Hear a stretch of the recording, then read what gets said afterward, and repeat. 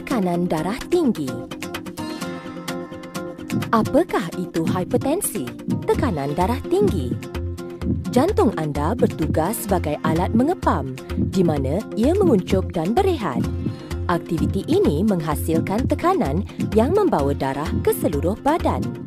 Tekanan darah ini berbeza bagi setiap seseorang individu dan bacaannya juga berbeza.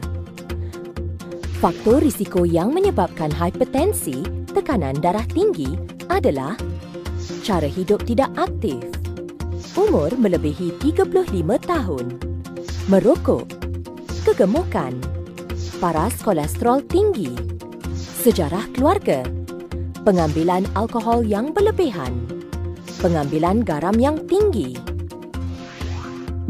Tanda dan gejala. Pengidap tekanan darah tinggi kebanyakannya tidak mengalami sebarang gejala. Kadangkala, seseorang itu hanya mengalami gejala yang tidak spesifik, seperti sakit kepala atau pening kepala.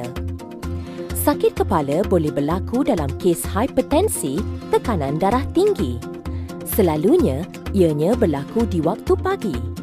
Bahagian belakang kepala dan rasa berdenyut bergantung kepada tahap keterukan hipertensi, tekanan darah tinggi.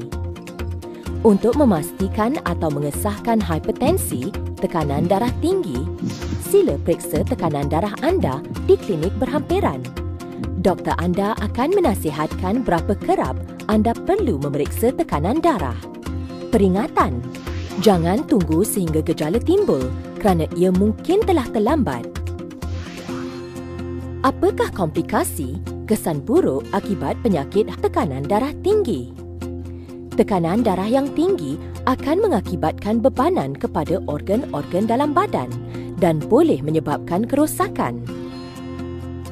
Di antara komplikasi, kesan akibat penyakit tekanan darah tinggi adalah seperti otak, serangan strok, angin ahmar atau strok ringan dan sementara, transient ischemic attack, penyakit jantung seperti coronary heart disease, congestive heart failure, left ventricular hypertrophy, komplikasi pada mata, pendarahan dan kerosakan kepada kawasan yang sensitif dalam mata, keadaan yang dikenali sebagai hypertensive retinopathy, komplikasi pada buah pinggang, kegagalan fungsi buah pinggang, paras serum kreatinin tinggi, microalbuminuria, proteinuria, peripheral vascular disease seperti aneurysm, kehilangan satu atau lebih denyut nadi.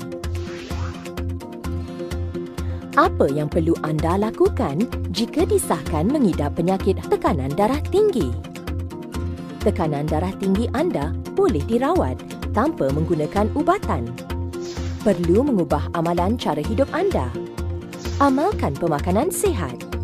Kurangkan pengambilan garam dan kolesterol. Melakukan senaman berkala. Kurangkan berat badan jika berlebihan. Tangani stres secara berkesan. Berhenti merokok. Mematuhi pengambilan ubat dan rawatan.